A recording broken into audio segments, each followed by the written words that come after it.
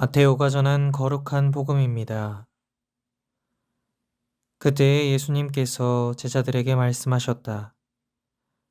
너희는 사람들에게 보이려고 그들 앞에서 의로운 일을 하지 않도록 조심하여라. 그렇지 않으면 하늘에 계신 너희 아버지에게서 상을 받지 못한다. 그러므로 너희가 자선을 베풀 때에는 위선자들이 사람들에게 칭찬을 받으려고 회당과 거리에서 하듯이 스스로 나팔을 불지 마라. 내가 진실로 너희에게 말한다. 그들은 자기들이 받을 상을 이미 받았다. 네가 자선을 베풀 때에는 오른손이 하는 일을 왼손이 모르게 하여라. 그렇게 하여 내 자손을 숨겨두어라. 그러면 숨은 일도 보시는 내 아버지께서 너에게 갚아주실 것이다. 너희는 기도할 때에 위선자들처럼 해서는 안 된다. 그들은 사람들에게 드러내 보이려고 회당과 한길 모퉁이에 서서 기도하기를 좋아한다. 내가 진실로 너희에게 말한다. 그들은 자기들이 받을 상을 이미 받았다. 너는 기도할 때 골방에 들어가 문을 닫은 다음 숨어 계신 내 아버지께 기도하여라. 그러면 숨은 일도 보시는 내 아버지께서 너에게 갚아주실 것이다. 너희는 단식할 때에 위선자들처럼 침통한 표정을 짓지 마라. 그들은 단식한다는 것을 사람들에게 드러내 보이려고 얼굴을 찌푸린다. 내가 진실로 너희에게 말한다. 그들은 자기들이 받을 상을 이미 받았다. 너는 단식할 때 머리에 기름을 바르고 얼굴을 씻어라. 그리하여 네가 단식한다는 것을 사람들에게 드러내 보이지 말고 숨어 계신 네 아버지께 보여라. 그러면 숨은 일도 보시는 네 아버지께서 너에게 갚아주실 것이다. 주님의 말씀입니다. 그리스도님 찬미합니다.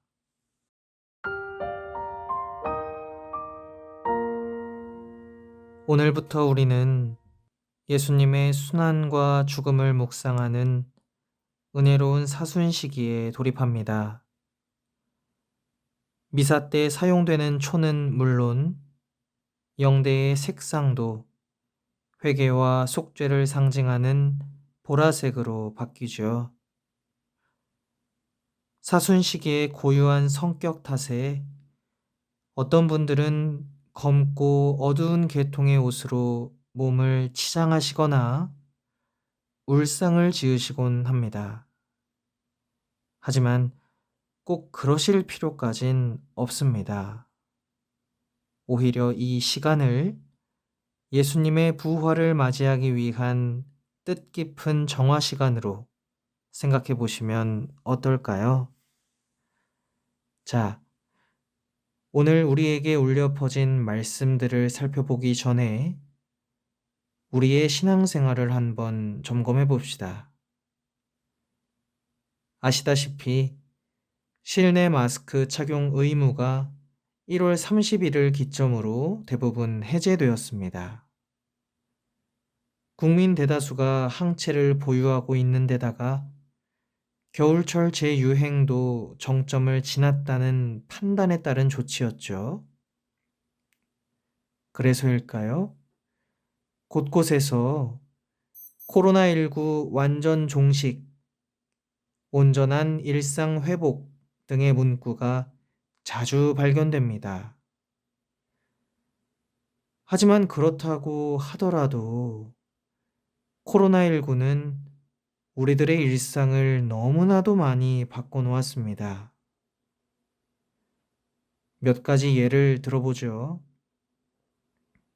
대면 미사가 활성화되고 있지만 이미 우리에게는 그것이 낯설어졌습니다. 사람들이 많은 게 괜히 불편하고 집중력도 떨어져 미사에도 형식적으로 임하게 되는 것 같습니다.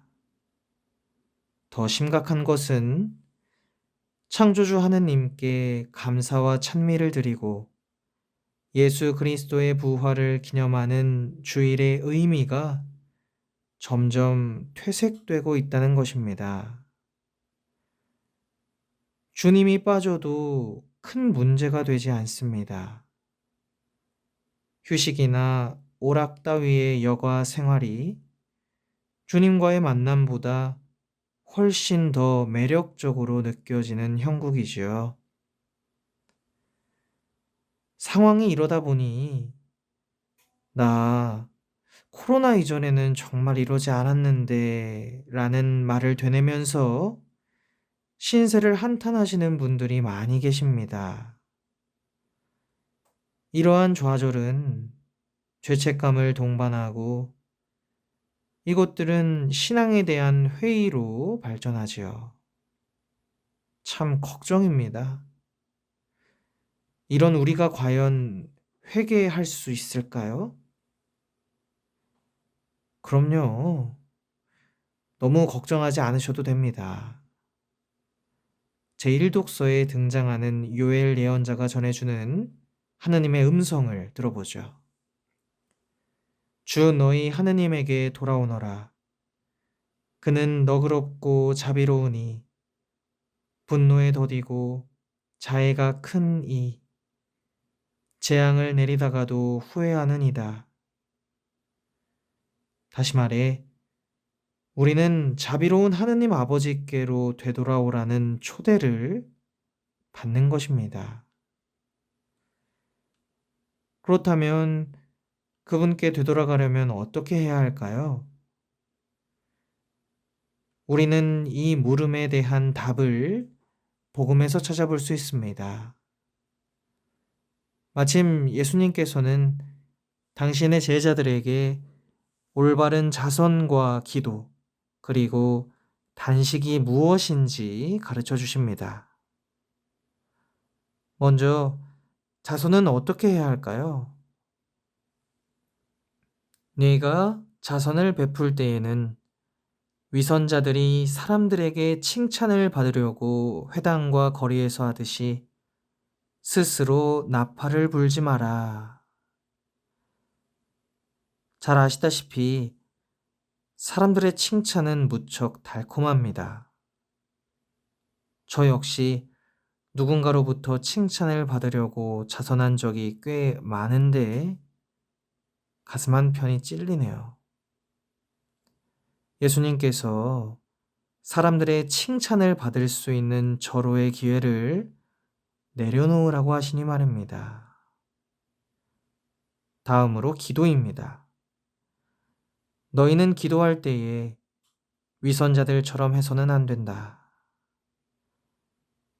누군가로부터 참 열심이다 라는 말을 듣고 싶어서 기도하시는 분들도 계신 줄로 압니다. 저도 신학교에서 그랬던 경험이 있기에 그 심정을 10분 이해할 수 있습니다. 하지만 묵주기도를 몇 단 했고 성체조배를 몇 시간 했으며 미사에 몇 번 참여했다는 사실이 내 콧대를 높이는 수단이 될 필요는 없습니다.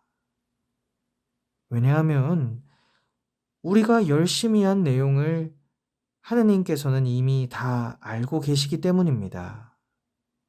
그걸로 충분합니다.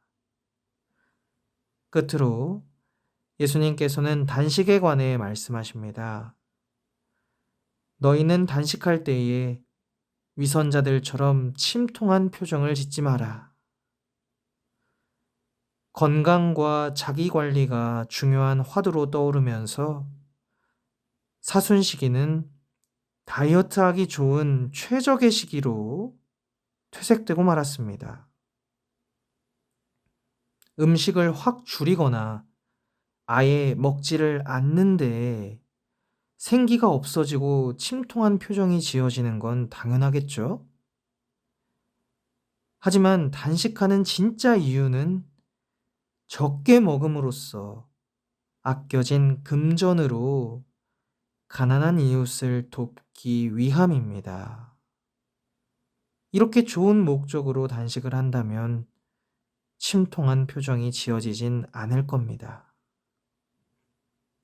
사랑하는 형제자매 여러분, 사순시기의 첫날인 오늘 우리는 머리에 재를 뿌립니다. 이 예절을 통해 흙에서 왔어 먼지로 돌아갈 인간에게 생명의 숨결을 매일 불어넣어 주시는 하느님께 감사드리고 그분의 뜻에 일치하며 살겠다고 다짐해야 하겠습니다. 한편 회심을 향한 열정으로 타오르는 것도 좋지만 재를 뿌리기 전에 바치는 기도도 잊지 말아야겠습니다. 저희가 하느님의 은총으로 사순시기의 제계를 충실히 지키고 마음을 깨끗이 하여 성자의 파스카 축제를 잘 준비하게 하소서. 이는 우리의 회심이 나의 노력만이 아니라 하느님의 은총에 달려 있음을 시사하는 것입니다. 은총 충만한 사순시기 보내시기 바랍니다.